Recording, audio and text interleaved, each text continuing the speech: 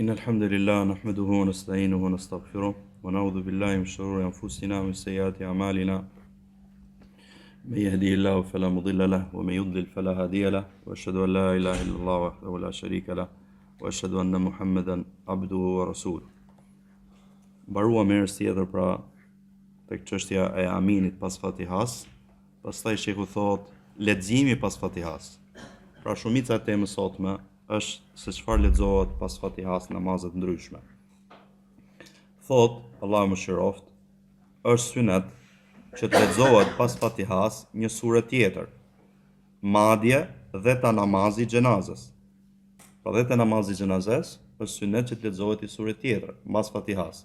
Namazi xhenazës, pra që është i njohur, ka 4 tekbira, jep thu Allahu Ekber, lexo Fatihan, thu Allahu Ekber, lexon salavatet, thu Allahu Ekber, bën dua, thu Allahu Ekber, jep selam.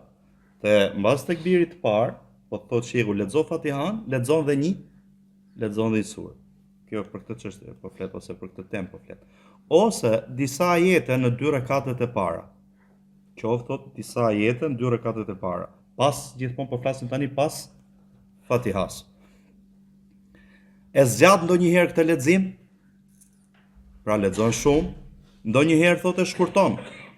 Nëse vjen thot ka pengesa ose ndodhi raste si udhtimi, si kolla, si smundja ose e qara fëmis.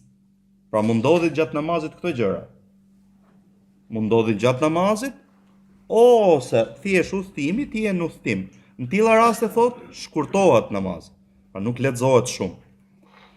Ndryshon leximi sipas namazeve. Leximi namazin e sabahut është më i gjati se sa namazet e tjera. Më pas vjen dreka, më pas ikindia, më pas yatsia dhe më pas vjen përgjithësia akşami. Pra kush është po tregon shehu se si është renditja namazeve për sa i përket leximit gjatë. Kush është namazi që lexohet më gjatë në të, po thotë është namazi i sabahut. Pra që lexohet më shumë Kur'an pas Fatihas. Pastaj thot vjen namazi i drekës. Pastaj namazi i ikindis, i yatsis dhe akşami është i fundit. Në përgjithësi, pse në përgjithësi namazin e akşamit lexohet pak, ama ka pas raste që pejgamberi sallallahu alaihi wasallam ka lexuar shumë. Dhe leximi gjatë namazit natës është më i gjatë se gjitha kjo. Pra, namazi natës normal kemi marr edhe disa hadithe ku kemi komentuar Riyadus Salihin se sa ka lexuar pejgamberi sallallahu alaihi wasallam gjatë namazit natës, apo jo? Pra Bekaren, Al Imranin, Nisa, Maide, Imanim. Qartë, thot leximi suneti është që të zgjatet leximi rekatin e parë më shumë se rekati i dytë. Pra rekati i parë zgjatet më shumë se sa rekati i dytë. Dhe ta bëj leximin tek 2 rekatet e fundit më të shkurtër se sa 2 rekatet e para. Thot sa gjysma. Do sqarojmë inshallah. Pastaj thot lexohet Fatihaja çdo rekat, pra tema. Pastaj, pra temë, vendos temën, pastaj thot pika 61 është obligim që Fatihaja të lexohet në çdo rekat. Kjo që thamë më përpara është sunet që të shtohet mbi Fatihan ose pas Fatihas te 2 rekatet e fundit ndonjëherë. Pra, çfarë po thot Allahu më shëroft? Zakonisht ai që besoj ju e keni të njohur, e keni në gjuhë që te 2 rekatet e para lexohet Fatihaja, pra te i pari dhe i dyti, lexohet Fatihaja dhe një sure. Kurse te rekati i tretë dhe i katërt ose te i treti, siç është akşami, lexohet vetëm Fatihaja. Shehu po thot që ndonjëherë lexohet sure mbas Fatihas edhe te rekati i tretë edhe te rekati i katërt. Qartë? Ta keni parasysh të, sepse ndo shpesh herë pyetja që o vlla unë lexova sure mbas Fatihas te rekati i tretë dhe i katërt, a duhet me bëj sejdë, duhet me bëj sejdë harresës? Jo që duhet të bëj sejdë harrese, por se ka që është prej, ndonjëherë është prej sunetit që të lexosh sure mbas Fatihas te rekati i tretë dhe i katërt. Këtë është duke thënë shiu. Dhe normal do lexojmë argumentet për këtë gjë. Pastaj thot, pika 63, nuk lejohet që imami ta zgjasë leximin më shumë se çka ardhur sipas sunetit, sepse e vështirëson me këtë atë që është pas tij, pra xhamatin që është pas tij. Mund të jetë thot një person i thyer në moshë, person i vjetër në moshë, mund të jetë i smur, ose një nën që ka fëmijën e saj që i jep gjy, thot, ose dikush që ka nevojë. Pra ka nevoja të tij. Pastaj thot, pra do ju po i lexoj gjitha sepse në këto do sqarojmë dhe do zgjatim inshallah. Tjetra. Leximi me z apo pa z. Lexohet me z namazin e sabahut, xumas, 2 bajramet, namazi kërkimit të shiut, namazi e eklipsit, 2 rekatet e para në aksham dhe yatsi. Pra këto që i dini besoj sabahun, akshami dhe yatsin, besoj e keni gjithë ditur. Pastaj po thot xhuma, normal dhe në xhuma e dini që është falet ditën, por se lexohet me z, 2 bajramet, lexohet me z. Istisqa është kur kërkon shi. Pra, fal namaz dhe lutesh Allahut që kur ka fatësirë, që Allahu xhallahu ala të zbresi ta lehtësojë zbritjen e shiut. Kusufi, kur ndodh eklipsi i diellit apo i hënës, në gjitha këto raste lexohet me z. Pastaj thot 2 rekatet pra e para, pra i pari dhe i dyti në akşam dhe yatsi. Nuk lexohet me z namazin e drekës, namazin e ikindis, në rekatin e tretë të akşamit dhe në 2 rekatet e fundit namazit të yatsis, darkë. Lejohet imamit që ta ngri zërin ndonjëherë me ajete, pra që xhamatit ngjoj ajete prej imamit gjatë namazit pa z. Pra, për shembull namaz dreke, namaz ikindie, imami mund ta ngre zërin. Megjithëse është çfarë, këto janë namaze që nuk lexohet me z. Ama ka ardhur ndonjëherë që sahabët çfarë thonin, ngjonin për pejgamberin sallallahu alejhi wasallam disa ajete. Qartë? Kurse vitri apo vitri që i themin edhe namazi i natës mund thuhet ndonjëherë pa z, ndonjëherë me z dhe të jetë i mesëm ngritjen e zërit. Pastaj ka kalu tek leximi i Kuranit në formën më të mirë, me zërin më të mirë. Këtë nëse do të del koha vazhdojmë. Pra, ky është shkurtimi i këtyre temave që ka bërë shehu te ky libër, te kjo përmbledhje, pra Allah më shëroft dhe ja shpërbleft. Kurse argumente më shumë ka përmend pra tek ky libër i mesëm që do lexojmë tani. Thot, leximi i tij, pra leximi i pejgamberit sallallahu alaihi wasallam pas Fatihas. Pejgamberi sallallahu alaihi wasallam lexonte pas Fatihas sure. Ndonjëherë zgjaste, ndonjëherë shkurtonte. Për shkak thot të udhëtimit, të kollës, se ka ardhur hadith që ka lexuar pejgamberi sallallahu alaihi wasallam dhe e ka kap kolla dhe ka ndalu, qartë, kollës, smundjes ose qarës fëmis, pra duke u fal, fillon fëmia qan. Siç ka thënë Enesi radhiyallahu an, një ditë thot pejgamberi sallallahu alaihi wasallam thot nuk e zgjati, e shkurtoi namazin. Ditë do ishte namaz sabah.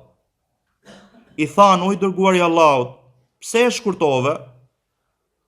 Tha, dëgjova qarën e një fëmije dhe mendova, u sigurova që nëna e tij është me ne duke u falur dhe kisha dëshirova që nëna të merreshe, pra të largoheshe ose ta mbaronte namazin dhe të merreshe me fëmijën e vet.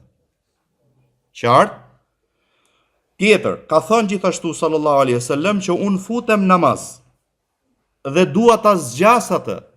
Ngjoj qarën e fëmis, e shkurtoj namazin tim, nga që e di se sa, pra qa sikleti, qa mërzitie ka nëna e vet, pra kur qanë fëmija. Prandaj këtu, tek libri bazë, shehu e ka komentu këtë duke thënë, kjo fjala wajh përdoret si për mërzitin që mund të mërzitet nëna, si për dashurin, dhe të dyja mund e kanë kuptimin këtu. Megjithse më e kuptueshme është ajo mërzitet. Pra, mërzitet kur ngjon fëmin të qarën e fëmisë saj, prekupohet zemra e saj me të. Kjo tregon, pra është argument që duhet sillemi but, pra imami të jetë i but me xhamatin e tij dhe të shohi dobinë e tyre, mos bëj vepra që i fut në vështirësi ata. Pra gjithashtu, në këtë hadith lejohet namazi grave me burrat në xhami, pra që të vinë gratë dhe të falen në xhami, atë kanë ardhur hadithe që pejgamberi sallallahu alaihi wasallam i ka ndalu burrat la tamna'u ima Allahi masajid Allah. Mos i ndaloni robëreshat e Allahut nga xhamit e Allahut. Për origjina, nëse gruaja është mbuluar fet ashtu siç kërkohet nga ana fetare, dhe kërkon prej burrit saj që ta lerë, mos ta pengoj, ose që do që të vinë në xhami, nuk i lejohet burrit që ta ndalojë. Pra nuk ndalohet femra nëse do me arë në xhami. Qartë, pra te ky hadith thot gjithashtu ka argument se lejohen namazi grave me burra në xhami dhe se lejohet që fëmia të vinë në xhami. Qartë? Dhe unë duke lexuar këtë, më kujtu pra diçka që ka nevojë për një këshill këtu dhe më kujtu fjala e Sheikhul Islam Ibn Taymije. E kanë pyetur Sheikhul Islam Ibn Taymije dhe i kanë thonë, pra dikush që i mëson fëmijët në xhami, ai lejohet thot fletja në xhami, ne nuk po flasim për fletën në xhami, po flasim për fëmijët në xhami. Thot, alhamdulillah, përgjigja, duhet ruajtur xhamia nga gjërat që sjellin shqetësime në xhami. I shqetësojnë ata që falen në xhami. Thot, madje duhet ruajtur xhamia nga zërat e lartë fëmijëve. Pra, xhamia duhet ketë parasysh që ndalohen fëmijët mos ta ngrinë zërin në xhami. Dhe që ta bëjnë pis hasrën. Tani normal ka tapete, por në atë kohë ka pas hasër quheshë. Pra, ta bëjnë pis hasrën e xhamis, e kështu me radhë. Sidomos kur është shko namazi, pra që shqetësohenje, pra ti e merr rregull, vjen fëmia në xhami, po ta keni parasysh këtë gjë, që prindit ketë kujdes që ai mos ngrijë zërin, mos sjelli shqetësime në xhami, çfarë që të shqetësoj ata që janë duke u fal. E njëjta gjë edhe këtu ka thënë te libri i mesëm, pra po e quaj librin e mesëm, thotë pra pejgamberi sa më ka shkurtu këtu në këtë hadith dhe hadithe të tjera tregohet që lejohet që të futen fëmijët në xhami. Kurse një hadith thotë që është i njohur që largojeni nga xhamit tuaja fëmijët tuaj, pra mos i fusni fëmijët nëpër xhamia, ky është hadith i dobët, thotë, nuk argumentohesh me të me mendimin e gjithë dietar. Pra është hadith i njohur që largojeni nga xhamit tuaja fëmijët tuaj, pra mos vinë fëmijët në xhami, ky hadith është i dobët. Këto hadithe tregojnë që fëmijët vinë në xhami. Ama duhet me pas kujdes që me i këshillu, prindi me i kontrollu që mos me ngrit zërin në xhami me shqetësu njerëzit që falen. Angjut si thot shehu, sidomos kur është vakt kohë namaz. Gjithashtu ka thënë pejgamberi sallallahu alaihi wasallam, ose e kanë përshkruar namazin e tij që fillonte pejgamberi sallallahu alaihi wasallam nga fillimi i surës, e plotësonte surën shumicën e rasteve. Gjithashtu thonte që jepi në çdo sure pjesën që i meriton ajo për i rukus dhe sejdës. Pra ta plotësosh çdo sure në rekat. Thot shehu këtu, kuptimi i hadithit është që për çdo rekat lexoni një sure të plot, pra që ta ketë rekati pjesën e plot për kësaj sure, dhe urdhri këtë hadith thot është sunet. Pra është sunet që të lexosh një sure të plot. Ta fillosh dhe ta mbarosh. Kjo është diçka e pëlqyer. Pse thot se ka pas raste që pejgamberi sallallahu alaihi wasallam çfarë e ndante një sure në 2 rekat. Pra nuk e plotësonte, por se një sure, një pjesë e saj e lexonte rekatin e parë, një pjesë tjetër e lexonte rekatin tjetër. Ka pas raste thot që të njëjtën sure përsëriste te rekati i dytë. Dhe kishte raste që një rekat vetëm lexonte, bashkonte mes 2 sureve ose më shumë. Pra shifni, kemi një sure. Kishte raste thot që një sure ndante 2 rekate. Një pjesë një rekat, një pjesë një rekat. Një prej rasteve që ka ndodhur nga pejgamberi sallallahu alajhi wasallam. Rasti tjetër thot, lexonte një sure rekatin e parë, njëjtën sure lexonte rekatin e dytë. 2. 3. Thot kishte raste që një rekat lexonte më shumë se një sure, 2 ose më shumë. 2 ose më shumë. Dhe tregon një rast pra prej haditheve. Ishte një person thot prej ansarëve. Ansarët janë besimtarët e Medinës prej Aus dhe Khazraj që besuan pejgamberin sallallahu alaihi wasallam e përkrahën dhe e ftuan atë në Medinë. Thot i printe ata në xhamin Kuba. Sa herë që lexonte një sure, pra kur lexonte, mbas Fatihas kuptohet, fillonte të lexonte Kul huwallahu ahad, derisa të mbaronte për saj. E bënte këtë gjë në çdo rekat. I folën shokët e tij dhe i thanë, ti e hap këtë sure, pra e fillon këtë sure, dhe sheh që nuk mjafton kjo, derisa të lexosh pra diçka tjetër. Ose lexoje atë, ose lëre dhe lexo diçka tjetër. Pra, i than, on mjafto, lexo vetëm kul huwallahu ahad, ose lëre kul huwallahu ahad, lexo diçka tjetër. Ai gjithmonë lexonte kul huwallahu ahad. E gjut çfarë bonte? I thotë, o bëj këtë, o bëj këtë. I tha, unë nuk e le. Nëse doni që t'jem prijes me këtë, e bëj. Nëse nuk doni, unë e le. E shihnin, thot atë, si më të mirin e tyre. Dhe nuk donin që t'i printe dikush tjetër përveç ti. Dhe momentin që i shkuan tek pejgamberi sallallahu alaihi wasallam e lajmëruan për këtë gjë dhe i tha: "O filan, çfarë të pegon ty që të bësh atë që të urdhëruan me të ose të nxitën për të shokët e tu? Dhe çfarë shtyn ty që gjithmonë e lexon këtë sure?" Ai i tha: "Unë e dua këtë sure. Unë e dua këtë sure." Pejgamberi sallallahu alaihi wasallam i tha: "Dashuria jote për këtë sure, do të fusin në xhenet." Qartë, dashuria që ke ti për këtë sure do të fusin në xhenet. Pra ai e lexonte gjithmonë kul huwallahu ahad.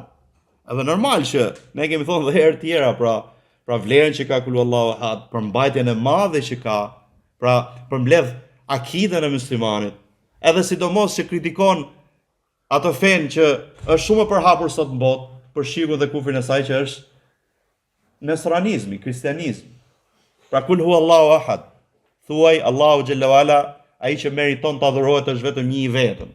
Një i vetëm rububien e tij, në uluhien e tij, në emrat dhe cilësitë e tij. Pra ai është Zoti i vetëm, ai është që meriton të adhurohet dhe ai ka emra dhe cilësitë e plota që ne duhet t'i pohojmë, t'i pranojmë, pa i mohu, pa i përngjasu, pa i deformu, pa i shtrembru. Pra, te fjala ahad ka 3 llojet e tauhidit. Kurse te emri Allah, ne thamë që Allah çfarë do thotë kuptimi i fjalës Allah, i emrit Allah, i adhuruari me drejt. Allahu Samed. Një nga kuptimet e Samed është që gjithë krijesat i drejtohen atij kur kanë nevojë.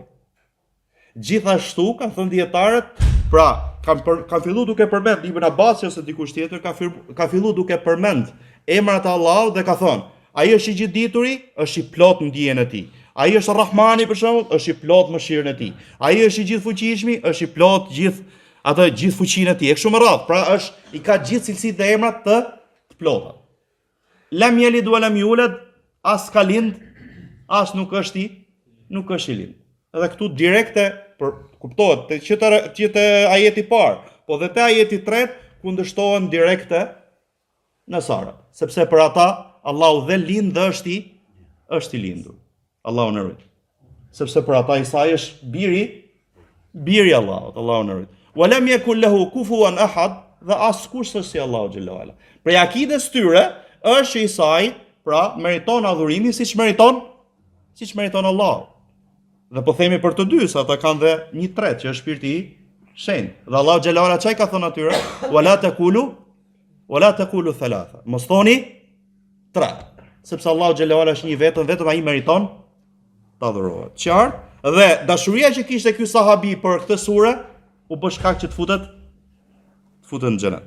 Pastaj vazhdon sheku thot, Allahu më shëroft dhe është përbleft, thot pejgamberi sallallahu alaihi wasallam bashkonte me sureve të njëjta e tjera në një rekat vetëm. Thot Mufassal, do jo tregoj çfarë është Mufassal më mbrapa. Për shembull thot, lexonte Rahman dhe Nejm në një rekat. Lexonte Iqtarabat, sura Qamar, edhe Haqqa në një rekat. Do thotë që lexonte nga 2 sure në një rekat. Pra mund të lexosh 2 sure në një rekat.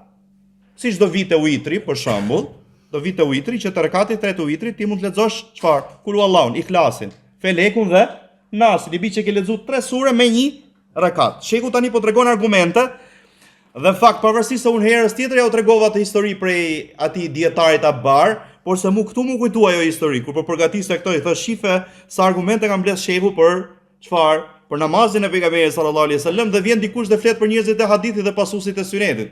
Dhe ai dietar çai tha mos fol për ata se ti nuk di të falësh. Histori që e përmendëm herës tjetër. Pra ti kur e shef se çfarë punë ka bëu shehu këtu, mahnitesh, Allahu e mëshiroft. Sa disa dietarë që Sheh Rabia dhe të tjerë kur kanë lëvduar Sheh Albanin, thotë ky ka qenë një dietar, një person i vetëm ka bëj punë që të mblidhen qendra, seminare, grupe, s'mund të arrijnë punën që e ka bëu vetëm një person i vetëm. Dhe normal që kjo është me suksesin e Allahut. Allahu mëshiroft dhe është problem. Pra, thot, lexonte surën Qamar dhe Haqqa me 1 rekat. Lexonte Tur dhe Dhariyat me 1 rekat. Lexonte Waqia dhe Nun me 1 rekat. Lexonte Sa'ala Sa'il, Ma'arij dhe Naziat me 1 rekat. Lexonte Mutaffifin dhe Abasa me 1 rekat. Lexonte Muddathir dhe Muzammil me 1 rekat. Lexonte Hal Ata, sura Insan. La uqsimu bi yawmil qiyamah, sura Qiyamah në 1 rekat. Lexonte Amma Yatasaalun, pra sura Naba dhe Mursalat në 1 rekat. Lexonte Dukhan dhe Idha Shamsu Takwir. Idha Shamsu Kuwirat në 1 rekat. Pra këtu çka kuptojmë? 2 sura në 1 rekat. Pastaj thot, kishte ndonjëherë që bashkonte me sureve prej 7 sureve të gjata, si Bekareja, Nisa, Ali Imran në 1 rekat vetëm namaznate, dhe këtë hadithin e kemi marrë të Riyadu Salihin. Thot, këtu tani lexojmë pak dobit çka ka shkruar Shehu poshtë. Pra, shkrimet dobit që ka shkruar në fund të faqes librit. Thot, nga këtu na bëhet e qartë se lexosh një sure para një sure tjetër, pra ta ndryshosh renditjen.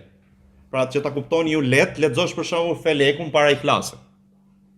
Thot, kjo është diçka e lejuar. Megjithse më e mira është lexohet sipas radhës. Pra, sipas radhës, për shembull, lexosh Kul Allahun, Felekun, Nasin. Lexohet që lexosh Felekun para Ihlasit? Po thot shehu që lejohet, sepse po të shohësh këtu tek rondita këtu, ca sure janë pra mbas tjerave, por se këtu kanë në renditje janë para. Kjo tregon që mund ta lexosh një sure megjithëse renditja është më mbrapa para kësaj tjetrës. Pra unë ju tregoj që ta kuptoni, për shembull lexosh Felekun para Ikhlas. Pastaj thot, ka thënë pejgamberi sallallahu alaihi wasallam, namazi më i mirë është leximi i gjatë, pra qëndrosh sa më gjatë në këmbë, pra të lexosh sa më shumë. Dhe gjithashtu ka ardhur për pejgamberin sallallahu alaihi wasallam që kur lexonte eleysa dhalika biqadirin ala an yuhyi al-mauta, që është ajeti i fundit i surës Qiyamah. Ky është ajeti i fundit i surës Qiyamah. Pra, a nuk është i gjithfuqishëm, pra Allahu xhallahu ala për të ringjallur të vdekurit? Pyetja është, sigurisht që Allahu është i gjithfuqishëm që të ringjallë të vdekurit. Çfarë thonte pejgamberi sa kur lexoshte ky ajet? Thonte subhanaka fabala. Subhanaka fabala. Pra, larg çdo të metë dhe mangësie jeti ju Allah, sigurisht që ti je i gjithfuqishëm për të ringjallë vdekurit. Thot dhe qala kur lexonte wa idha qara kur lexonte sabbihisma rabbikal a'la, thonte subhana rabbiyal a'la. Pra, sabbih, thuaj, beso se Allah është larg çdo të mete, çdo mangësie, emri i Zotit tënd të lartësuar. Çfarë thonte? Subhana rabbiyal a'la. Larg çdo të mete, mangësie, është Zoti im i lartësuar. Qartë? Thot që i këtu tregon që zinxhiri është i saktë. Kjo thot përfshin si leximin gjatë namazit, si jashtë namazit, si namaz nafile, si namaz farz, për këto gjëra që ti thuash. Madje ka ardhur nga Ebu Musa dhe Mughira, dy prej shokëve të pejgamberit sallallahu alajhi wasallam, radhiyallahu anhuma wa ardahuma, se ata e thonin këtë gjë gjatë farzit. Madje thot është transmetuar nga Omeri dhe Aliu radhiyallahu anhuma, pra në formë pa kufizuar. Këtu një dobi tjetër që kishte përmend shehu te kjo, pra te sabbihisma rabbikal a'la, që thuhet subhana rabbiyal a'la, dhe te alaysa dhalika biqadirin ala yuhyi al-mauta, ajeti i fundit të surës Qiyamah, që thuhet subhanaka fa bala. Thot shehu këtu, ajo që duket dhe shfaqet është e pëlqyer për çdo kënd që falet. Përveç thot atij që është xhamat pas imamit. Pse? Sepse momenti kur thot subhana rabbiyal a'la, kjo gjë do e përkupoj atë nga heshtja që është urdhëruar me të. Pra sepse Allahu xhallahu ala thot kur lexohet Kurani, ngjojeni atë, heshni që të mëshironi. Pra thot shehu ti si imam mund ta thush, nëse je vetëm mund ta thush. Ama ti që fales si xhamat, thot shehu thot këtu që mos e thuaj. Pse? Sepse ti je urdhëruar. Pra te ky ajet që moment që lexohet Kurani ti të heshtësh. Tjetra, a lejohet me u mjaftu vetëm me Fatihan? Thot shehu, lejohet me u mjaftu vetëm me Fatihan. Pra nëse një person lexon vetëm Fatihan, nuk lexon sure tjetër, Kjo është pra lejohet kjo gjë. Dhe ka përmend argument. Ishte Muadhi radiallahu an që falte me pejgamberin sallallahu alaihi wasallam Yatsin, darkë, isha. Pastaj kthehej thot dhe printe shokët e tij. Një ditë u kthye një natë u kthye dhe i priu ata. U fal një djalosh i ri prej popullit, pra nga Beni Selime, ju quhej Selim, dhe momenti që Muadhi radiallahu anhu zgjati namazin, ky person thot u largua në një anë të xhamisë dhe doli, mori kapistrën e deves tij dhe u largua. Momenti që Muadhi radiallahu anhu u fal, tu çka kuptoni për kësaj? Që lejohet ti si person, nëse e ke fal namazin farz, mund t'ikësh dhe të prish një popull, një lagje disa njerëz, për ty është namazi nafile, për ata është farz. Sepse këtë gjë bonte Muadhi. Pra farzin Muadhi radiallahu anhu e falte me pejgamberin sallallahu alaihi wasallam. Pastaj shkonte tek populli vet, tek lagja e vet, tek fisi i vet, dhe i printe ata. Për ata ç'a namazi ishte? Namazi farz i atis. Për Muadhi radiallahu anhu ishte namazi nafile. Pra kjo kuptohet që është e qartë që kjo gjë lejohet. Gjithashtu ne marrim që lejohet që dikush të fali nafile, të prije atë që mas ti po fal farz. Është e qartë. Momenti që e bëri këtë gjë, Muadhi radiallahu anhu tha që kjo është hipokrizi. Unë do ta lajmëroj dërguarin sallallahu alaihi wasallam për këtë gjë që ai bëri. Dhe djaloshi tha dhe unë do ta lajmëroj dërguarin sallallahu alaihi wasallam për këtë gjë. Shkuan mëngjes tek i dërguari sallallahu alaihi wasallam dhe lajmëruan. Pra Muadhi lajmëroi se çfarë bëri djaloshi dhe djaloshi tha u dërguari i Allahut. Muadhi radiallahu anhu si më thon rivon tek ti. Pastaj vjen thot dhe zgjat namazin. I thot i dërguari sallallahu alaihi wasallam Muadhit, a je duke bë fitnë o Muadh? Dhe i tha këtij djaloshi që çfarë vepron ti, thot kur falesh? Ai tha unë lexoj Fatihan. Këtu e ka marrë shehu argumentin. Thot unë lexoj Fatihan dhe i kërkoj Allahut xhenetit dhe i kërkoj mbrojtje nga zjarri. Shifa, sepse poshtë do thotë shehu që ka pas mendim tjetër dhe është argumentuar me diçka tjetër, jo ka pas mendim tjetër. Është argumentuar me diçka tjetër, ajo është e dobët kurse kjo është i saktë. Pra ky sahabi thotë që unë lexoj Fatihan. Kërkoj thot Allahu xhenetin dhe i kërkoj mbrojtje nga zjarri. Dhe unë nuk e di thot se çfarë thua ti, si më thon për shpëritje, çfarë thua pra ti dhe Muadhi. I tha i dërguari sallallahu alaihi wasallam, thot unë dhe Muadhi rreth këtyre rrotullohemi. Pra normal edhe ne kërkojmë xhenetin dhe kërkojmë mbrojtje Allahut nga zjarri. Allahu na bëf prej banorëve të xhenetit dhe na ruaj nga zjarri i gjithëve. Thot, por se thot djaloshi tani do ta marri vesh Muadhi. Thot kur të vi pra populli, këtu thot kur të vi armiku, kur të vi lufta. Thot kur të vi armiku se çfarë un jam gjendje të bëj. Thot erdhi armiku dhe ky djalosh ra shahid. Thot i dërguari sallallahu alaihi wasallam Muadhit, thot çfarë bëri ai që erdhi pra konfliktohesh ose diskutonte me mua dhe me ty? I tha, thot Muadhi radiallahu an, thot të vërtetën ka thënë Allahu xhallahu ala dhe unë nuk thash të vërtetën, ai ra shahid. Sepse Muadhi e ngjut fjalën që tha, kjo është hipokrizi. Dhe ç'a tha? Thot të vërtetën o i dërguari i Allahut, të vërtetën pra ose sadakallahu, të vërtetën ka thënë Allahu xhallahu ala, thot dhe unë nuk thash të vërtetën, ai ra shahid. Dhe normal mund të kjo gjë më kujtu çfarë, diçka që unë e kam thënë shpesh dhe më pëlqen shpesh ta them, na bëth Allahu të çiltër të sinqert. Pra, çiltërsia e këtij djaloshi më kujtoi hadithin pra që ka ardhur nga pejgamberi sallallahu alaihi wasallam, ja u lexoj. E ka saksu këtë hadith Sheikh Albani Allahu më shëroft. Ka ardhur një dikush thot prej arabëve, prej beduinëve. Erdhi te pejgamberi sallallahu alaihi wasallam, e besoi atë, pra pejgamberin sallallahu alaihi wasallam dhe e pasoi atë. Më pas tha, unë do emigroj, do bëj hijret me ty. Porositi për mirë pejgamberi sallallahu alaihi wasallam disa për shokëve të tij, pra që të kujdesen për këtë person. Dhe kur ndodhi lufta Hajberit, pra ka qenë me jehudët e Hajberit. Nëse zgabohem, pra ka qenë mes dy, kur në vitin e 6 hijretit, pejgamberi sallallahu alaihi wasallam ka shkuar me sahabët për bërë umre, e ka ndaluar mushrikët. dhe kanë ardhur dhe kanë shly umrën vitin tjetër, por që ka qenë viti i 7. Ka qenë muaji Dhulkade, muaji siç jemi ne tani. Që s'ka hyrë Dhulhijhe, muaji pra ku është Bajram, Kurbani etj. Me radhë. Lufta e Khajberit ka qenë Muharram vitit 7, pra mes këtyre të dyjave. Dhe kur ndodhi kjo ndodhi i thot, pejgamberi sallallahu alaihi wasallam pra pati plaçk lufte për jehudëve të Khajberit.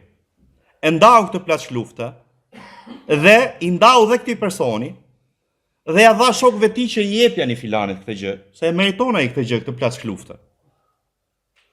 Sepse ai në atë moment nuk ishte, sepse i runte shpinën shokëve tij. Momenti që erdhi, ja dhan këtë plaçk lufte dhe tha çfarë është kjo? Thot ta ka nda pejgamberi sallallahu alaihi wasallam. Pra kjo është pjesa jote. E mori atë dhe shkoi tek pejgamberi sallallahu alaihi wasallam dhe i tha: "Çfarë është kjo?" I tha: "Ta kam ndar ty." Thot o i dërguar i Allahut, unë nuk të kam pasuar ty për këtë.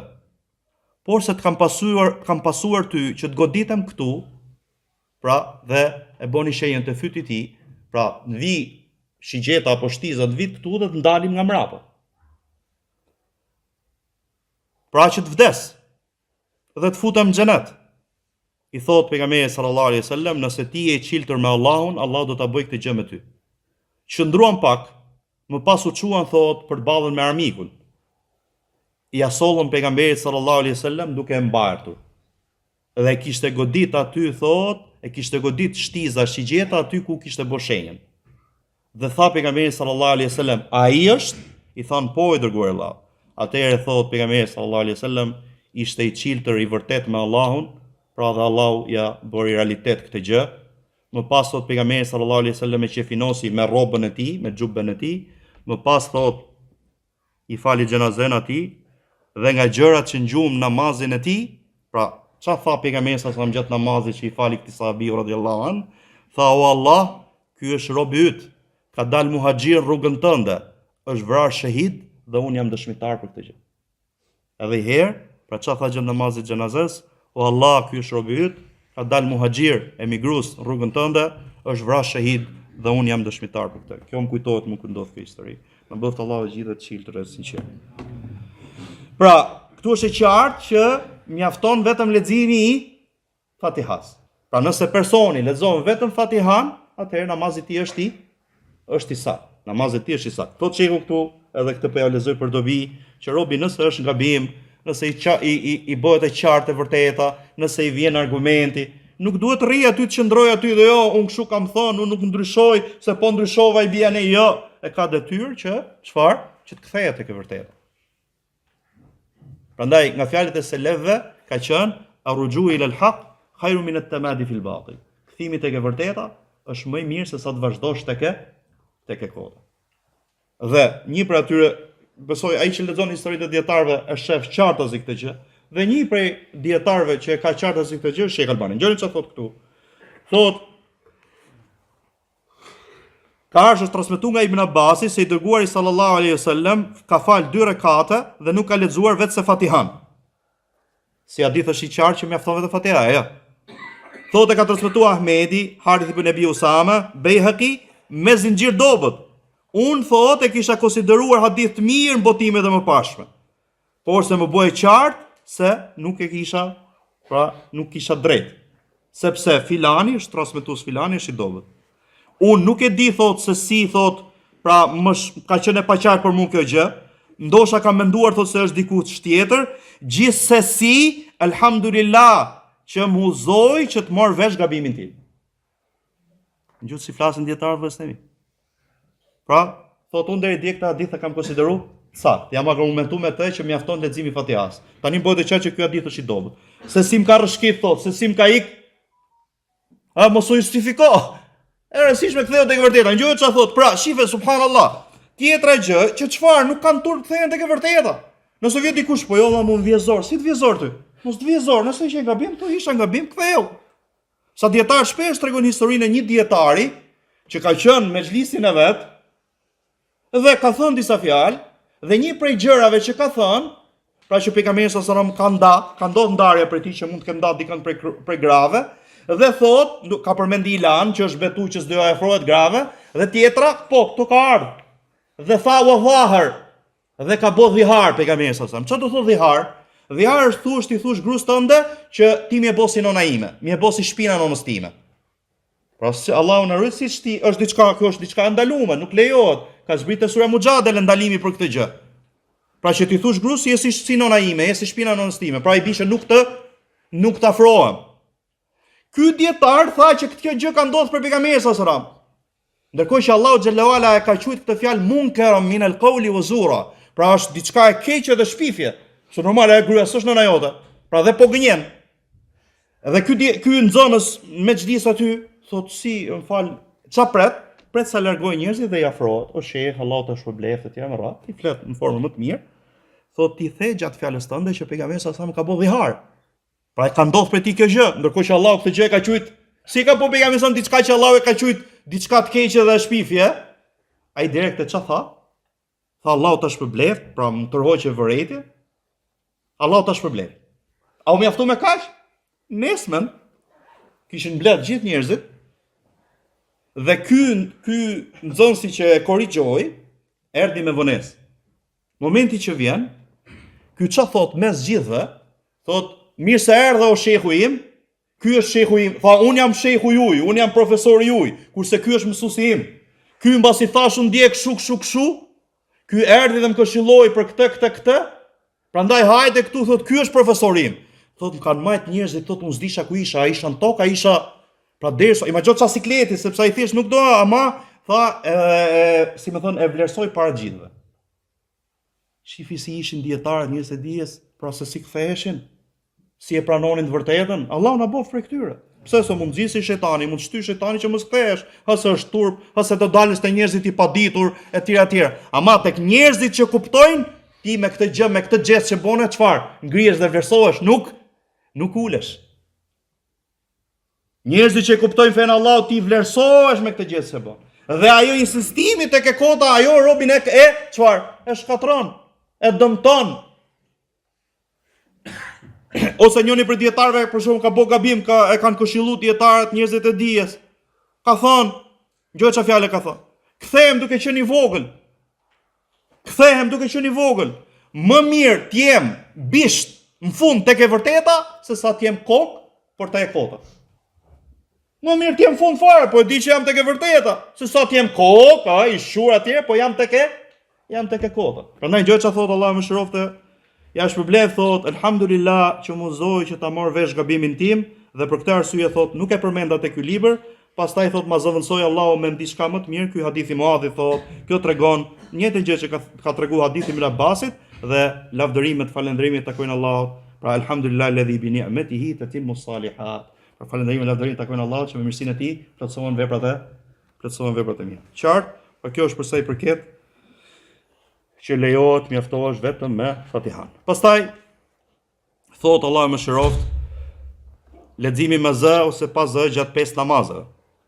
Thot e tjera, 5 namazet e tjera. Thot pejgamberi sallallahu alaihi wasallam lexonte me z namazin e sabahut, 2 rekatet e para të akşamit dhe yatsis, dhe lexonte pa z, pra nyle, nikindi, rekatin e 3 të akşamit dhe 2 rekatet e fundit të yatsis, gjë që e tha dhe të shkurtim. E merrnin vesh, e kuptonin sahabët leximin e tij sepse i dridhej mjekra. Pra kur lexonte, pejgamberi sa ka qenë me mjekra, siç ka ardhur për pejgamberëve, ka nxit që besimtari ta lëshoj mjekrën, ta zgjasë mjekrën, dhe ata nga e kuptonin nga lëvizja e mjekrës së tij. Dhe ndonjëherë ngjonin prej tij ajete, ajo që përmendëm.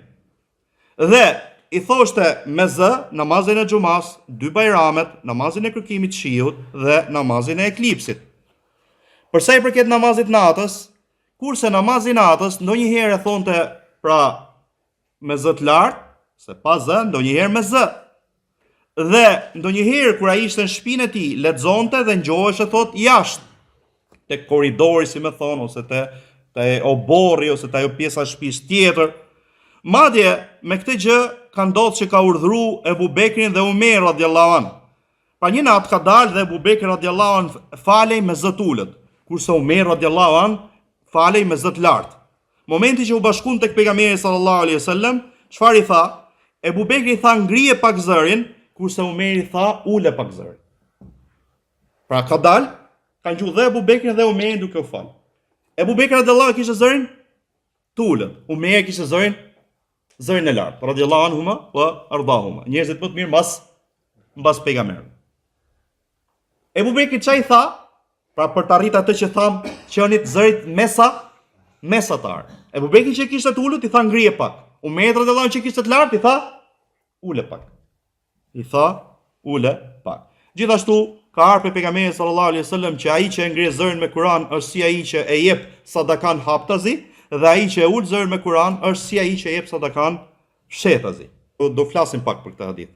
Por ai që e lexon Kur'anin me zë, ai pa zë si puna sadakas. Thotë çfarë lexonte gjatë namazeve pejgamberi sallallahu alaihi wasallam. Thotë kjo vjen ndodhte sipas namazeve. Çka ka lexuar namazin e sabahut? Namazin e sabahut thot lexonte nga surat e gjata të Mufassal. Tani kemi nevojë tani që erdhi kjo fjala Mufassal. Ngjoni kush është Mufassal nëpërmjet një hadithi. Ka ardhur nga Sulejman ibn Yasar, thot e zgjaste filani te 2 rekatet e para, zgjaste leximin, te 2 rekatet e para ty les. Dhe shkurtonte gjatë ikindis. Lexonte gjatë akşamit me surat e shkurtra të Mufassal, lexonte gjatë Yasis me surat e mesme të Mufassal dhe gjatë sabahut me surat e gjata të Mufassal. Abu Huraira radiallahu anhu do t'ja tregoj ç'është Mufassal, që ta kupton. Thot Abu Huraira radiallahu anhu, nuk janë falur pas dikujt që t'i ngjaj namazi i tij, namazi i dërguarit sallallahu alaihi wasallam më shumë se sa ky person. Pra ky person që bën këtë gjë, namazi i tij është i ngjashëm me namazin e pejgamberit sallallahu alaihi wasallam. Eseron Sheikh Utheminin tani këtu thot, kush është Mufassal? Kanë thënë dietarët Mufassal fillon nga surja Kaf deri në fund Kuranit. Kjo quhet Mufassal. Pra surat e fundit të Kuranit. Po nga fillojnë nga surja Kaf deri te Nasi. Si ndahen këto tani? Thot, surat e gjata të Mufassal janë nga Kaf deri te Amma, te surja Naba, që themi juz Amma. Pra deri te surja Amma yatasalun quhen surat e gjata. Kur i lexonte pejgamberi sallallahu alaihi wasallam këto, namaz sabah. Thot të shkurtrat, thot ose të mesmet janë nga juz Amma, nga surja Naba deri te surja Duha. Këto quhen të mesme të Mufassal. Nga Duhaja deri në fund, këto quhen të shkurtra. Pra dhe i herë, çfarë do thot Mufassal që përmendet librat e dietarëve që kanë për hadithe? Pra është pjesa e fundit, xhuzet e fundit të Kuranit. Nga fillojnë normal, tani keni nevojë të hapni Kuranin që ta kuptoni. Për atë që s'e ka ide. Pra, po ti shifni nga fundi janë surat e shkurtra. Për surja Kaf është 2 faqe gjys, që ta kuptoni. Lexohet 2 faqe gjys Kur'an. Nga kjo sure deri te Nasi ndahen 3 pjesë. Surat e gjata nga Kaf te Amma yatasalun te sura Naba, surat e mesme nga Amma deri te Wadduha, surat e shkurtra nga Wadduha deri te Nas. Tani ngjoni që ta kuptoni, e themi dhe herë hadithin. Si është hadithi? Do e përmendi dhe Sheikh Albani nga Suyuti, Allahu më shoftë. Dy thot, ky person që si e përshkruan Abu Huraira radhiyallahu an, që personi që ngjante më shumë namazit pejgamberit. Çfarë lexonte? Ngjoni çfarë lexonte. Thot, pra lexonte me e zgjaste 2 rekatet e para drekës, i shkurtonte në ikindi. Çfarë lexonte? Thot gjatë çfarë? Gjatë akşamit lexonte me surat e shkurtra të Mufassal. Çfarë është Mufassal? Surat e shkurtra nga Duhaja deri te Nasi, gjatë akşamit. Thot njatsi bi wasatihi. Pra njatsi me surat e mesme të Mufassal. Nga Amma yatasalun deri te Wadduha. Kurse në sabah me gjatët e Mufassal, nga sura Kaf te sura Amma yatasalun, dhe tregohet fjala e Abu Hurairas radhiyallahu anhu.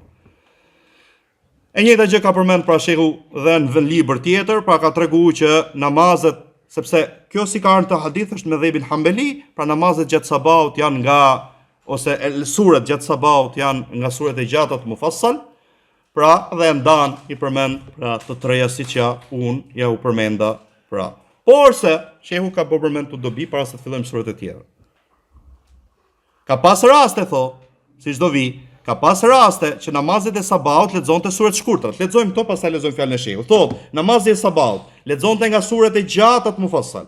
Ndonjëherë thot lexonte Waqia, ndonjëherë ose tjera thot në 2 rekate. Një herë thot ka lexuar surën Tur në Haxhin e Lamtumirës.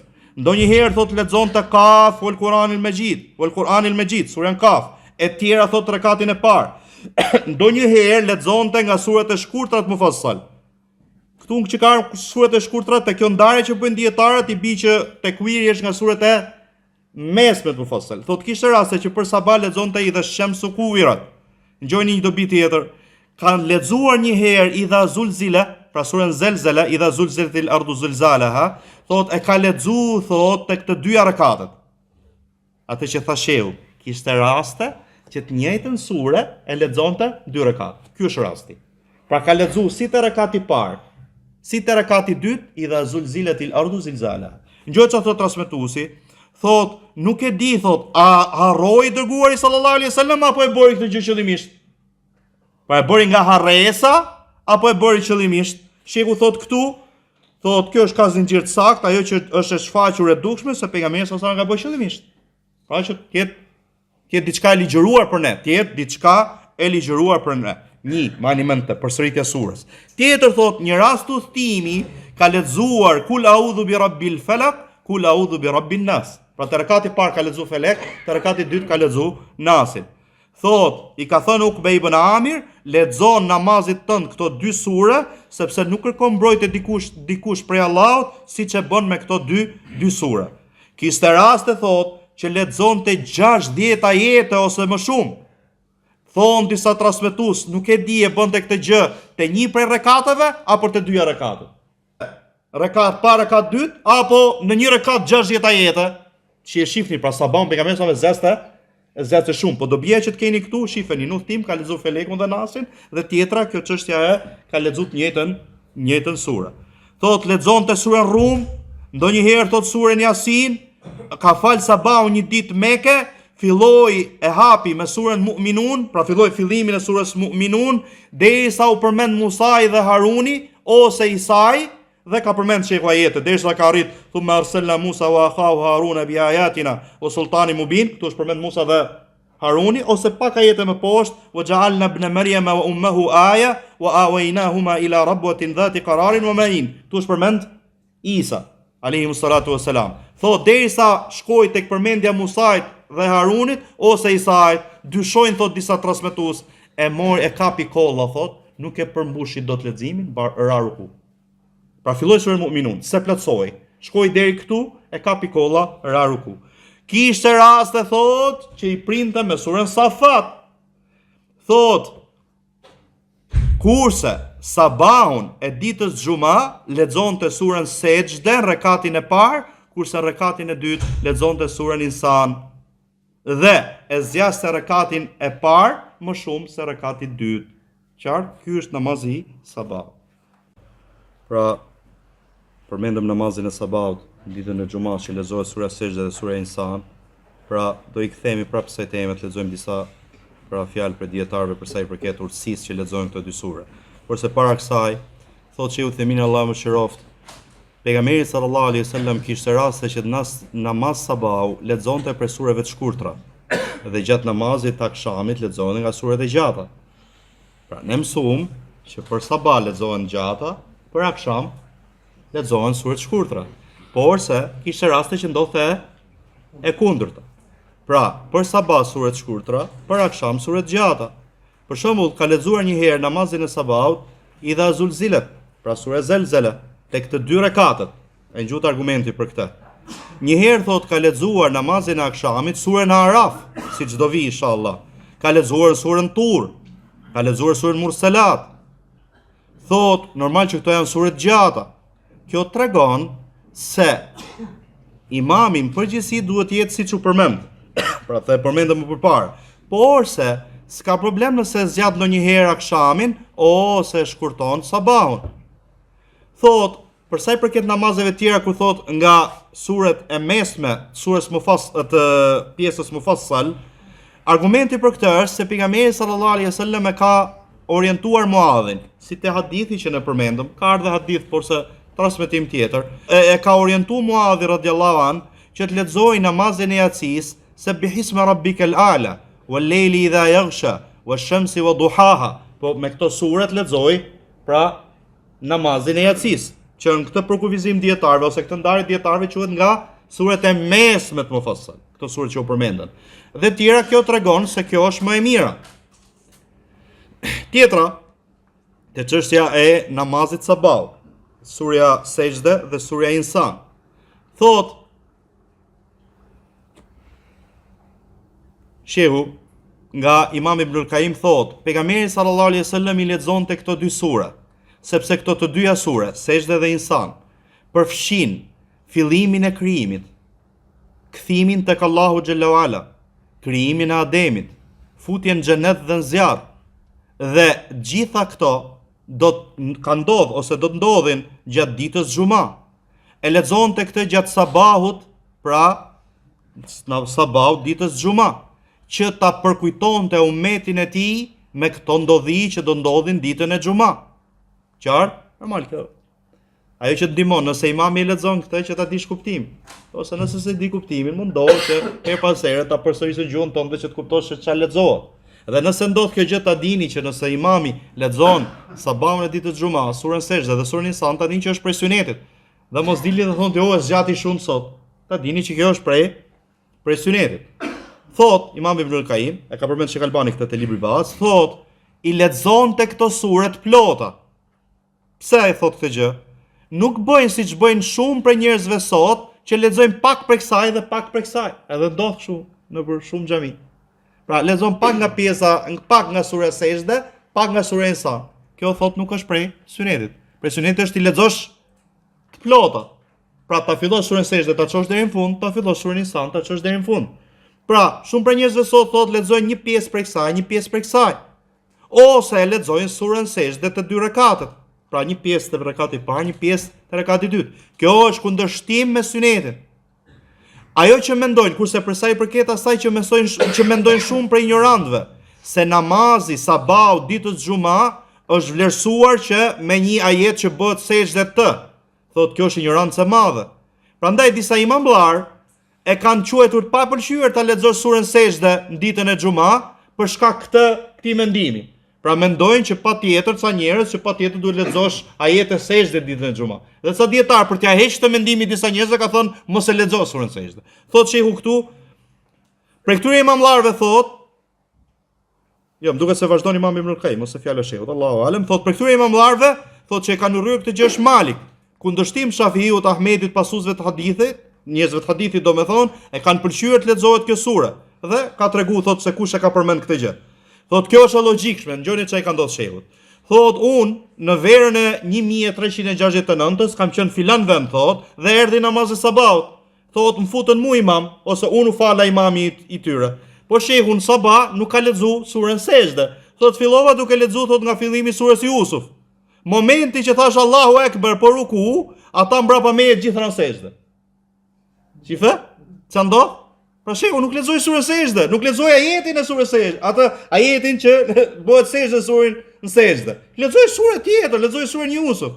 Tani nga ideja që surja që do lexohet për xuma është surja që ka sejdë, sa sheku thon Allahu Ekber për ku? Për të rënë ruku, ata ka rënë sejdë.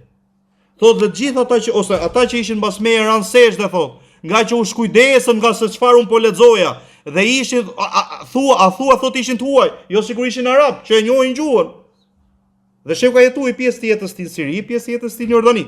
Thotë thotë sikur ishin të huaj dhe nga që adeti thotë triumfojnë mbi ta. Qartë, kjo ishte për sa i përket ditës sabahut, ditës xuma. E gjë tjetër që të kuptoni, ja u kam thënë mësim po tani t'ja u them fjalë për fjalë se çfarë rëndësie ka namazi i sabahut ditën e xuma. Sheikh Albani ka përmend te zinxhiri haditheve të sakta 1566 i ka vënë temën e hadithit duke thënë vlera namazit sabahut me xhamat ditën e xuma. Vlera namazit sabahut me xhamat ditën e xuma. Ka përmend pra këtë hadith se namazi më i mirë tek Allahu xhallahu ala është namazi sabahut ditën e xuma me xhamat. Që të kuptoni vlerën e namazit sabahut me xhamat ditën e xuma. Qartë? Tjetër tham këtë hadithin që ai që e thot Koranin me zë është si ai që jep sadakan haptas dhe ai që e lexon pa zë, pra me zë tulu, pa zë kuptojmë jo me zë të lartë, kur them pa zë me zë, pra jo zë të lartë, Thot si ai që e jep sadakan fshetas. Thot ka thënë Allahu i lartësuar, pra ka përmend ajetin shehu, in tubdu sadaqati fa ni'mahi. Nëse ju e shfaqni sadakat haptas, e mirë është kjo, ose sa e mirë është kjo. Por se nëse e fshihni dhe ja jepni fukarinëve, pra jepni fshehurazi, kjo është më e mirë. Thot, ka thënë Tirmidhiu, kuptimi i këtij hadithit është se ai që e thot Kur'anin pa zë, pra me zë tullët, jo me zë të lartë, thot është më i mirë se ai që e thot me zë të lartë, sepse sadakaja e fshehet është më e mirë tek dietarët se sa ajo sadaka që jepet haptas. Kuptimi i dietarëve është se nëse e bën këtë gjë, pra nuk e lexo Kur'anin me zë, thot ka siguri, ruhet nga vetpëlqimi, pra filloi pëlqevetja kur lexon, e ngjojnë tjerë dhe këtij pëlqevetja, thot sepse pra ai që e bën këtë gjë ka frikë nga vetpëlqimi. Porse, pastaj ka sjell fjalë tjetër. Porse ajo thotë që ne kuptojmë nga syneti pejgamberit sallallahu alajhi wasallam, kur i ka thënë Ebu Bekrit ngrije zërin.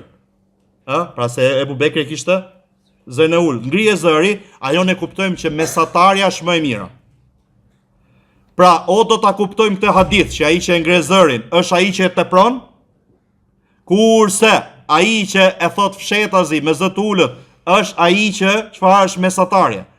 Ose do ta kuptojmë këtë hadith në një rast ku duhet mos me ngrit zërin. Pra atëre, më e mira që mos ta ngrish zërin, sepse në përgjithësi nga hadithet e tjera kuptojmë që mesatarja është më mirë. Pra me zë mesatar. Siç ka ardhur hadithi e Ebu Bekrit dhe Umerit radhiyallahu anhuma. Qartë? Vazhdojmë te synetet e sabahut. Pra lexojmë te farzi i sabahut, te 2 rekatet farz sabahut, te syneti i sabahut. Për sa i përket thot leximin synetet e sabahut, thot ato ishin shumë të shkurtra. Pra nuk i zgjaste pejgamberi sallallahu alaihi wasallam. Madje haqi i shkurtonte, sa Sheikhu Themini ka thënë te ky hadith, ka thënë përderisa ne kuptojmë te Fatihaja që ishte, pra shifë gjëri fjalën e Aishës, se kuptojmë fjalën e Sheikhu Themini. Thot haq Aisha radhiyallahu anha ka thënë, a e lexoj Fatihan apo jo? Pra i shkurtonte këto 2 rekate, sa unë thosha, a e lexoj Fatihan apo jo? Normal që pejgamberi sallallahu alaihi wasallam ka lexuar Fatihan, por sa Aisha do me tregu që nuk i zgjaste, ishin shkurtra këto 2 rekate. Shehu thot, nga ky hadith Shehu Themini thotë të fjalë. Nga ky hadith ne kuptojmë që përderisa pra rekati qëndrimi në këmbë është i shkurtër, atëherë bi dhe rukuja dhe sejdha janë të shkurtra. Qartë? Thot, disa raste lexonte pas Fatihas ajetin Kulu amanna billahi wa ma unzila ilejna, ajeti 136 i surës Bekare, deri në fundin e ajetit, dhe te rekati tjetër lexonte te sunetet e sabahut, po flasim, Kul ya ahlal kitabi ta'alu ila kalimatin sawa bainana wa bainakum. Thuaj o ju që është dhënë libri, hajdeni te një fjalë drejt mes nesh dhe mes jush, mos ta adhurojmë vetë sa Allahun. Dhe mos ta marrim njëri tjetrin të adhuruar përveç Allahut, fillojmë të adhurojmë njëri tjetrin. Dhe këtë ajet pejgamberi sallallahu alaihi wasallam ja ka shkruajtur te dini kujt? Heraklit, madhit romakëve. I ka thonë, pra nga Muhamedi, dërguari i Allahut te Herakliu i madhi romakëve. Eslim teslam, yu'tika Allahu ajraka marratayn. Thot, dorzoju Allahut, nështroju Allahut që të shpëtosh. Dhe Allahu xhallahu ala ta jep shpërblimin 2 herë, se ke besu Isa'in, beso Muhamedi sallallahu alaihi wasallam. Ama nëse ti kthen shpinën, do marr gjunafin e popullit tënd. Pastaj ka lexuar këtë ajet. Thuaj, o ju që është dhënë libri, hajdeni te një fjalë drejtë dhe e ka shkruar këtë ajet, si më thon, që hajdeni te një fjalë drejtë mes nesh dhe mes jush, që mos ta adhurojmë vetë sa Allah. Sepse ju kam thonë që ata përveç trinitetit kë nuk adhurojnë. Adhurojnë Merjemen te katolikët dhe ortodoksët, adhurojnë kush e disa shenjtor, adhurojnë marrin imagjinor ruajnë ato, si më thon, pjesët e njeriu të vdekur, ata që i quajnë shenjtor, një pjesë dore, pjesë trupi, çfarë bëjnë dhe vinë dhe çfarë fërkohen pastaj. I kanë pjesët e vdekura të robit. Pa imagjino shirku tyre. Pa nuk kanë vetëm trinitetin. Nuk kanë vetëm adhurimin e Merjemës, siç e kanë më qartë se e kanë katolikët. Ortodoksët e adhurojnë, po thonë nuk e adhurojmë. Pra, i kërkojmë ndihmë, i drejtojmë adhurime, po nuk e adhurojmë. Është e njëjta gjë, po i drejtove adhurime, ti e ka adhuru. Kjo ndodh te ortodoksët, sidomos ata të koptët e Egjiptit. Qartë, edhe te këta ju thashun, nëse mani me mësimet, këta që te Mali Atos. Qartë, pra kjo fjalë ta mani mend këtë, nëse do ta ftoni dikënd, pra drejt tauhidit, ka jetë Pra, kush është qëllimi që unë po të ftoj ti thush atij? Është ky ajet. Thua jo ju që është në libri. Hajdeni te i fjalë drejt mes nesh dhe mes jush, mos ta adhurojmë vetë Allah. Atë që çfarë? Isa alayhi salatu wasalam adhuronte. Atë që Isa alayhi salatu wasalam i ftonte njerëzit. Dhe kemi përmend shpesh ajetet. Inna Allaha huwa rabbi wa rabbukum fa'budu. Wa inna Allaha rabbi wa rabbukum fa'budu. Inna Allaha rabbi wa rabbukum fa'budu. 3 ajete. Pra, Allahu është Zoti im dhe Zoti juaj, veçoheni me adhurim. Hadha siratun mustaqim. Kjo është rruga e drejtë. Këto ajete, pejgamberi sallallahu alaihi wasallam, pra, këtë ajetin e parë, ajeti Bekares 136 dhe ajeti 64 i surës Al Imran i lexonte namazin e sabahut. Normal, ato tjera që dini ju, pra ose ndonjëherë të rekati tjetër lexonte falamma hassa Isa minhumul kufr. Pra, te surja Al Imran ajeti 52, lexonte këtë ajetin tjetër, pra kur Isa pa prej tyre kufrin, thot qala man ansari ila Allah. Tha kush janë ndihmuesit tim këtë rrugën e Allahut xhallahu. Qartë ky është ajeti tjetër. Kurse ndonjëherë lexonte, besoj këtë që e dini ju, ndonjëherë lexonte kul ya ayyuhal kafirun te rekati parë, kul huwallahu ahad te rekati i dytë. Besoj këtë e keni, besoj e dini o të gjithë o shumica ju. Dhe ka thonë sa sure të mira janë këto të dyja dhe një ditë ngjoj një dikënd që e lexoi kul ya ayyuhal kafirun te rekati i parë dhe tha ky është një rob që ka besuar Zotin e tij dhe besimi, kur themi besimi te Zoti, përfshin 3 llojet e tauhidit dhe te rekati i dytë lexoi pra kul huwallahu ahad, tha ky është rob që e njohi Zotin e tij. Kjo është 2 sunetet e sabahut.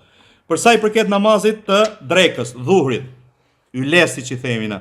Thot pejgamberi sallallahu alaihi wasallam lexonte te 2 rekatet e para Fatihan dhe 2 sure. E zgjaste rekatin e parë më shumë se rekati i dytë. Ishte raste që e zgjaste rekatin sa thirrë i kameti, shkonte dikush në Beqie. Ai që ka qenë në Medinë, Beqie është ku janë varrezat. Pra imagjinoni ku është xhamia e pejgamberit sallallahu alaihi wasallam, safet e para direkte mas safeve të para, aty është xhamia e pejgamberit sallallahu alaihi wasallam. Pra imagjino, thirrë i kameti, dikush shkonte te Beqie, te varrezat, ku janë varrezat e sotme, shkonte krynte nevojën e tij, shkonte në shtëpinë e tij, merrte abdes dhe pejgamberi sallallahu alajhi wasallam ishte akoma rekatin e parë. Do thotë që e zgjaste rekatin e parë drekës. Thoshte, mendonin sahabët se e bën këtë gjë që njerëzit arrin rekatin e parë. Kishte raste që pejgamberi sallallahu ose ishte që lexonte te 2 rekatet sa 30 ajete, thotë sa sejdja, duke përfshirë dhe Fatihan. Ndonjëherë lexonte was-samai wat-tariq, surën Tariq, was-samai dhatil buruj, surën Buruj, wal-layli dha yaghsha, dhe tilla prej sureve. Ndonjëherë ndoshta lexonte edhe idhën samau shaqqat, ato sure njëjta. E dallonin leximin e tij gjatë drekës dhe ikindis se i tronditej mjekra e tij. Tani tjetra ajo që tham si dobi, kishte raste ku pejgamberi sallallahu alaihi wasallam lexonte ajete pas Fatihas te 2 rekatet e fundit. Qartë? Ky është argumenti. Lexonte te 2 rekat, pra te rekati 3 dhe i 4. Nuk lexonte vetëm Fatihan, lexonte edhe sure. Thot pejgamberi sallallahu alaihi wasallam ka hadith që i bënte 2 rekatet e fundit më të shkurtra se 2 rekatet e para, sa gjysma, pra nëse atje tham 30, te këto dyja ishin sa 15 ajete. Qartë, thot këtu shehu, tregon hadithin, ky hadith është argument se lejohet lexosh pas Fatihas te 2 rekatet e fundit. Nga kjo ka ardhur nga një grup prej sahabëve. Prej tyre është Ebu Bekri radhiyallahu an. Ebu Bekri kur lexonte? Mas namazit akşamit, te rekati 3, pas Fatihas lexonte ajetin e surës Al Imran. Pra lexonte te i pari te i dyti është qartë. Te rekati 3, mbasi lexonte Fatihan, Ebu Bekri radhiyallahu an lexonte një ajet te surja Al Imran. Kush është ajet? Rabbana la tuzigh qulubana ba'da idh hadaytana wa hab lana min ladunka rahma. O Zoti ynë, mos na i devijo zemrat pasi na ke udhëzuar. Edhe normal, si veça çfarë ajeti dhe shif çfarë duaje përmban. Allahu na ruaj gjithë nga devijimi. O Zoti ynë, mos na i devijo zemrat pasi na ke udhëzu dhe na dhuro prej teje mëshirë. Pra Abu Bekri radhiyallahu an, kjo është fjala e Imam Shafiut, qoftë kjo namazin e drekës ose namazet tjera, ka marrë thot ka ecë sipas saj për dietarëve tan, thot fundit, dietarëve tan e ka fjalën për mëdhëbin Hanefi, se shehu normal për babës vet ka mësuar mëdhëbin Hanefi, porse dihet pra që shehu siç e sqaroi te fillimi i këtij librit, që shehu merr për mëdhëbeve, pra përfiton për dietarëve të mëdhëbeve, ato fjalë që janë përputhje me Kur'anin dhe Sunetin. Ato fjalë që nuk përputhen me Kur'anin dhe Sunetin, e respekton dietarin, por se fjalën nuk ja merr. Qartë, thot për dietarëve pra të fundit, që prej Hanefive, Al-Leknawi, Allahu mëshiroft, pra tregon që disa prej shokëve të mëdhëbit, pra kanë arrit derisa thonë që duhet me bose sejdë, po lexove mbas Fatihas se rekati 3 dhe 4. Por se kuptoni që kjo gjë është synet. Kjo gjë është synet. Pastaj ka thënë duhet lexuash obligim që Fatihaja të lexohet çdo rekat. Ka urdhëruar me këtë pejgamberi sallallahu alaihi wasallam atë që nuk falej mirë që ta lexonte Fatihan çdo rekat. Pra, kur i ka thënë që bëje këtë gjë të gjitha namazet, gjithashtu pejgamberi sallallahu alaihi wasallam ndonjëherë i bënte që të ngjonin prej tij disa ajete, pra e ngjonin atë tingullin të Sabbihisma rabbikal a'la, të hal ataka hadithul ghashiya, ndonjëherë lexonte Burujin ose Samai wat Tariq, ndonjëherë lexonte wal leili idha yaghsha etj. Namazi i kindis, i asrit, lexonte thot pra tek 2 rekatet e para Fatihan dhe 2 sure. E zgjaste rekatin e parë, gjë që se bonte te rekati i dytë. E zgjaste më shumë. Thot dhe e bën, mendonin njerëzit se e bën këtë gjë që njerëzit arrin rekatin. Dhe lexonte tek këto rekate sa 15 ajete. Pra sa gjysma e asaj që lexonte namazin e yles, e drekës. Dhe i bënte 2 rekatet e fundit më të shkurtra se 2 rekatet e para. Lexonte thot Fatihan, i bënte që ngjonin ajete disa herë, pra ngjonin për ti ajete disa herë, thot lexonte me suret që përmendëm për drek, për dhuhur. Namazi i akshamit, lexonte me suret e shkurtra të Mufassal, që tham nga duhaja deri në fund. Thot derisa thot ata që faleshin me të, largoheshin nga namazi dhe dikush shifte vendin e shigjetës. Pra kur e ditë godet shifte ku godiste shigjeta. Pra do thot që e falte shpejt namazin e akshamit. Pra akoma nuk kishte akoma shifshe, domethënë. Nuk ishte erë akoma, qartë? Kjo tregon që thot ka lexuar në udhtim Watini wa Zejtun rekatin e dytë. Ka lexuar në udhtim namazin e akshamit Watini wa Zejtun. Ndonjëherë thot lexonte me suret e gjata të Mufassal ose të mesme. Ka lexuar një herë alladhina kafaru wa saddu an sabilillah, sura Muhammed. Një herë thot ka lexuar me surën Tur, një herë me surën Mursalat. Thot ka është namazin e fundit që ka fal pejgamberi sallallahu alajhi wasallam, ka lexuar për akşam surën Mursalat. Ndonjëherë thot lexonte me më të gjatën e gjatave, me surën Araf për 2 rekate. Një herë vetëm shifeni sa është sura Araf që shifni sa faqe ka. Pa ajo që e kam mendje tani fillon diku nëse zgabojmë te faqja 150 e Kuranit, mbaron te 176. I thon 26 faqe për 2 rekat. Imagjino ta bësh këtë gjë tani. Sa ka ndodhur, nuk e di, sheku se ka përmendur, ka ndodhur herë që Abu Bekri radhiyallahu anhu e ka zgjat sabahun, namazin e sabahut, e ka zgjat ai shumë, sa i kanë thënë ato, ka thonë o prisi besimtar, o halife. Domethënë po gati sa s'po lind dielli. Si është përgjigj? Ka thonë nëse do na lindte, nëse do lindte, pra ose nëse është duke lindur, nuk do ta gjente gafile. Ishim në adhurim të Allahut. Qartë? Pra, disa herë thot lexonte në fal të 2 rekatet. Kurse për sa i përket syneteve të akshamit, thot lexonte kul ya ayyuhal kafirun, kul huwallahu ahad, si synetet e sabah. Gjithashtu kjo lexohet gjithashtu kur bë tawafin, sepse ka ardhur transmetime që çdo 7 që tawafi falen nga 2 rekat mrapa. Sikur jem farz në umre apo në haxh, sikur bën nafile.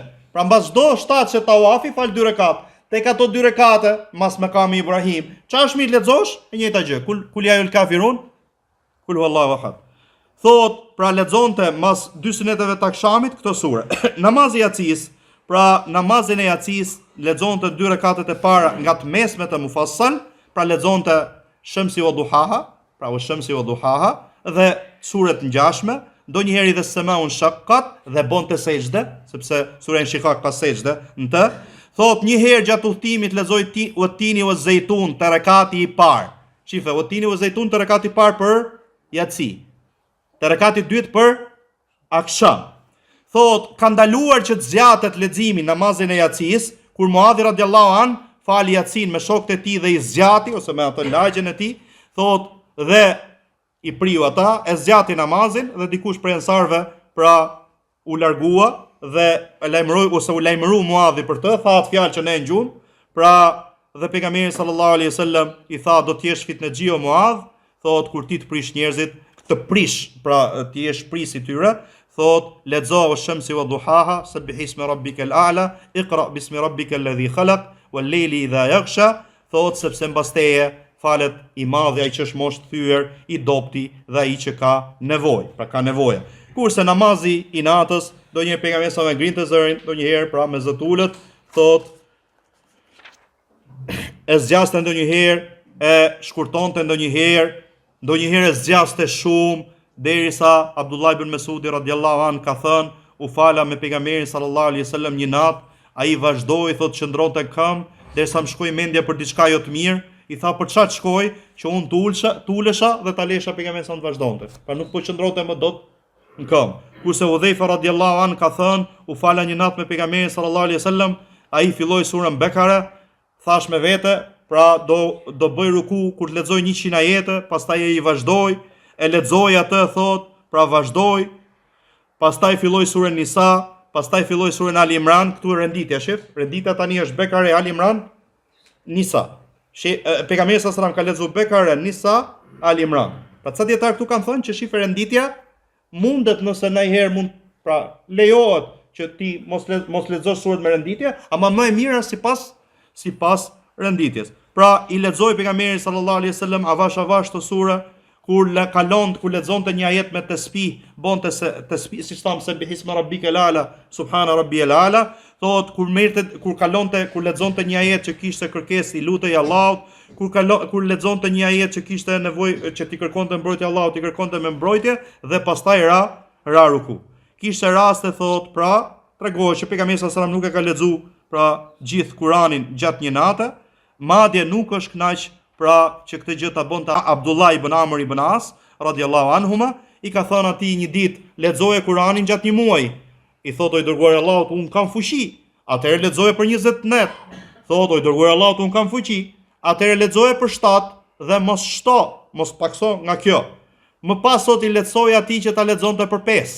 Më pas i lexoi që ta lexonte për 3 dhe ndaloi që ta lexonte Kur'anin në më pak se 3 ditë. Duke i thënë që kush e lexon Kur'anin në më pak se 3 ditë, nuk e kupton atë. Madje i tha që mos e lexo Kur'anin në më pak se 3 ditë. Qartë? Këtu ndalojmë sepse vazhdon sheku këtu, jemi te namazi i natës. Mjaftohemi me kaq, do vazhdojmë inshallah. Pra kur t'i vi koha, subhanallahu bihamdik, shadu la ilaha illa anta, astaghfiruka wa atubu ilayk. Edhe ju vëgjit.